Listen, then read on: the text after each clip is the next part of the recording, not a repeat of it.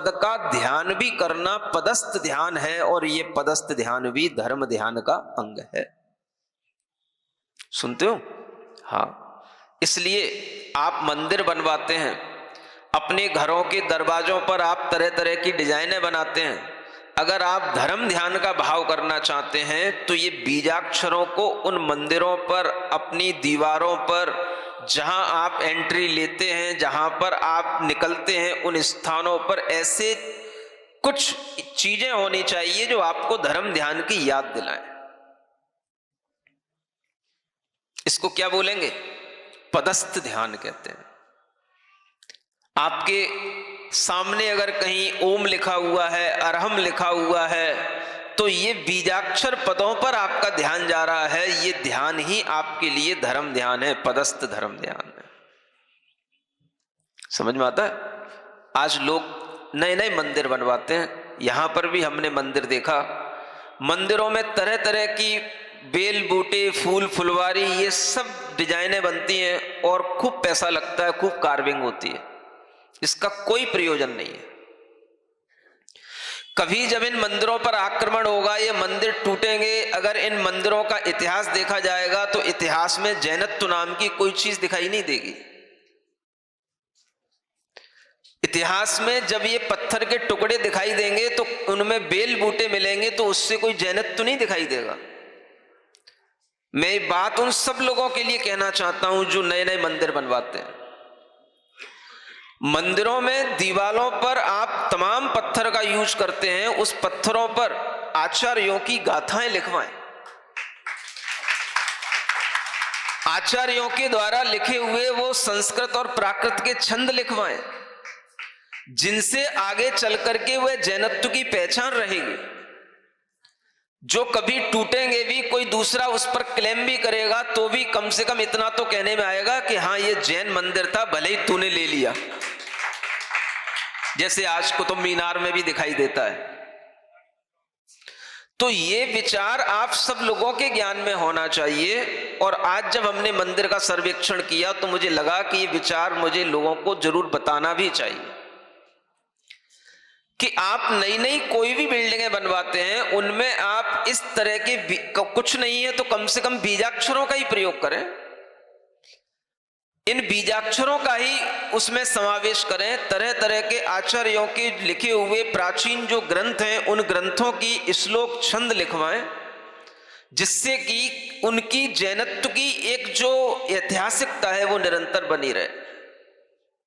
कोई कितना भी तोड़े तो भी अगर कहीं 4 अक्षर लिखे मिल जाएं तो समझ में आ जाए कि हाँ, ये जैन मंदिर रहा होगा, इसके पत्थरों पर ये लिखा है।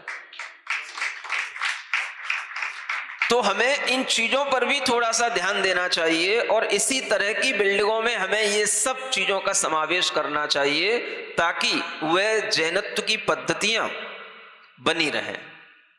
पिंडस्थ ध्यान के, पदस्थ ध्यान के आप भाव बनवाइए। अनेक तरह के मंत्रों के ध्यान के भी डायग्राम बने हुए हैं। कोई पूछे तो बताएं। कोई नई नई चीजें क्रिएट कीजिए। बस वो एक ही पद्धतियां चलती रहती हैं, बस वो नेमीनाथ की बारात और ज्यादा से ज्यादा कमट का उपसर्ग, बस वही 2-4 चीजें, बेई भक्तामर स्तोत्र, और वही सब 2-4 चीजें हैं, वही सब जगह लिखी जाती हैं। आपके पास में अनेक पूर्व आचार्य हुए हैं, और भी बहुत सारी चीजें हैं, बहुत सारा ज्ञान है, आप उसको भी तो सामने लाइए, वो भी आप लिखवा सकते हैं। अनेक चीजें होती हैं जिनके माध्यम से आप अपनी मंदिर की एक विशेषता बना सकते हैं। भाई, मेरा मंदिर यूनिक है, क्यों है? इसमें तत्वार सूत्र लिखा हुआ है। मेरा मंदिर यूनिक है, क्यों है? इसमें तिलोई पंडिती के ग्रंथ लिखे गए, छंद लिखे हुए हैं, इसमें सहस्त्र नाम के छंद लिखे हुए हैं, और भी तो बहुत सारी चीजें हैं। जब तक हम एक ही ढर्रे में बहते रहेंगे, हम अपनी संस्कृति की सुरक्षा नहीं कर पाएंगे और यूनिकनेस भी नहीं आएगी। तो आपके लिए यह सब चीजें ध्यान में आनी चाहिए। भाव भी और नए नए अनेक तरह के बनते हैं। ध्यान के भाव बनाइए ताकि पता पड़े कि लोग जैन धर्म में भी ध्यान होता था, ध्यान के भावों को इंगित करते थे। पिंडस्थ ध्यान के भाव, पदस्थ ध्यान के भाव, रूपस्थ ध्यान के भाव, रूपातीत ध्यान के भाव, ये ध्यान के भाव बनाइए।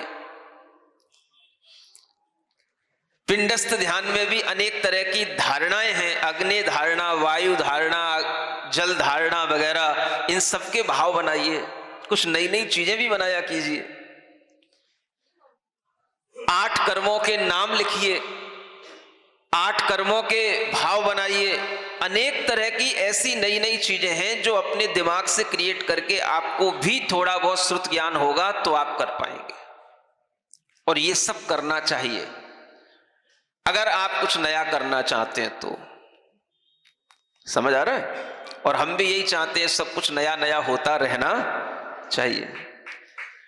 जब इतना सारा अपने पास में श्रुत ज्ञान है तो हम उस श्रुत ज्ञान का उपयोग क्यों नहीं करते हैं?